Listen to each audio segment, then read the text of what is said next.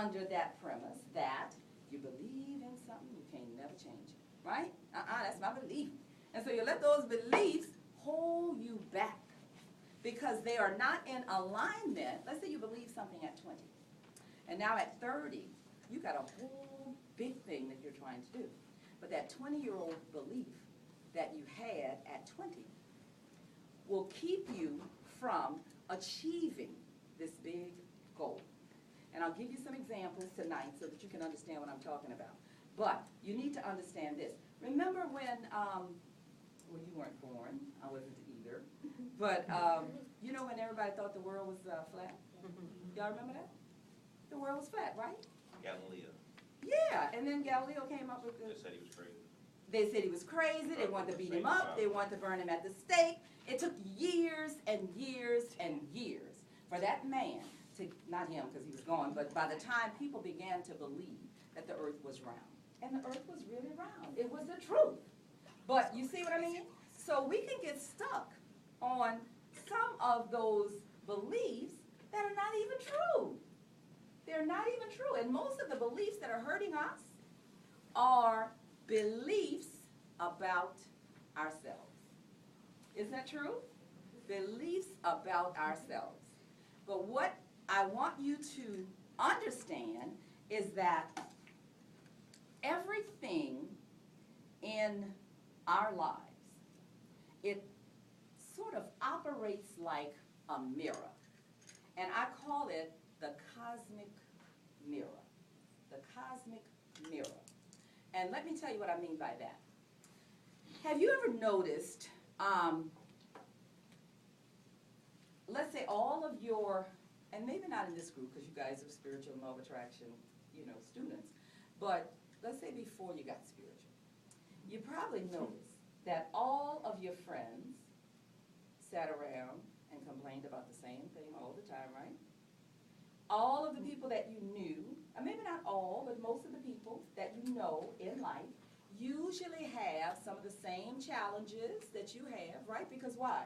Like attracts like. That's what the law of attraction says. Like attracts. Pardon? I still got people in my life. I avoid them, but I still got. Yes. I still got something like that. Yes, but it is the mirror consciousness. If you're not believing like that anymore, those people will begin to disappear from your life. And so when they're still there, when people are still in your life, or when you are attracting anything, it may not even be people. It may be, horrible situations or not so nice situations, or nice situations that you just don't care to be bothered with. I get a lot of stuff coming to me that's really good, and I have to say no. See? Because I already know what my value system is, I know what my belief system is, and I don't care what, you have to offer.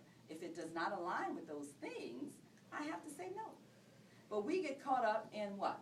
In the glitz and the glamour of it, and we're afraid to say no. We are afraid to say no when it comes our way. First of all, we say, well, I must have attracted it because of the law of attraction. Sometimes things just come to do what? Test you a little bit. Huh? Did we talk about that, Nicole? Mm-hmm. Yeah, but I want to spend just a minute on this mirror concept so that you can understand before we go into this belief. I'm going to call this tonight our belief busting hour, because that's what we're going to do. We're going to bust up some of these old crazy beliefs that we have. But as I said, I call this the cosmic mirror. And there is a saying in the spiritual world that goes like this. So without, so within. Right? So within, so without. And so what that means is whatever is going on inside will manifest on the outside. But the same thing is true when you look at the outside. Whatever's going on a lot of times in your environment is going to go inside. You see what I mean? So it's a constant give and take here. And everything that goes on in our lives is a mirror of our thoughts and our beliefs. Everything that goes on in our lives is a mirror of our thoughts and our beliefs. Now, we cannot change the reflection in the mirror. You know what that is. When you look in the mirror and you see a reflection, we can't change the reflection. But what we can change is the original, the person that's standing on the other side. You understand? Who is that? That is you. And the minute you change the original, the reflection has to change. It's got to change, right? And that's what happens when you begin to change and grow. And I'm sure many of you who have been coming around here for a year or so will notice, I've heard you say it constantly, that a lot of the people that you used to hang out with, a lot of the conversations that you used to have with people, you're not having those anymore, right? The people have gone, and it's not, they haven't left mad.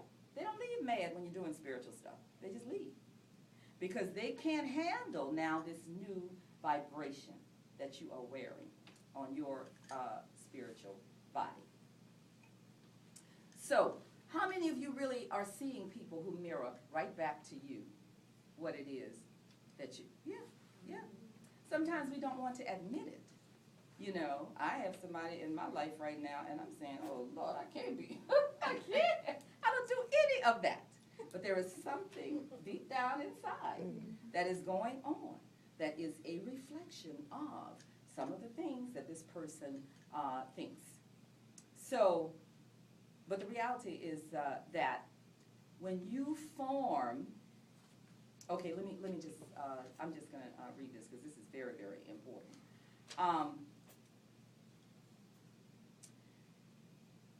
I wrote this morning, so let me see if I can understand what I wrote. Maybe, okay, yeah, this is the one. You notice that most of your friends set goals, let's say on the 1st of January, right? And then by January 15th, what happens? No more goals. They go about, you know, they say the same thing we've been saying for years and years and years. Oh, well, forget that. It ain't working, too many challenges, or whatever. Or life gets in the way, like Rebecca said. So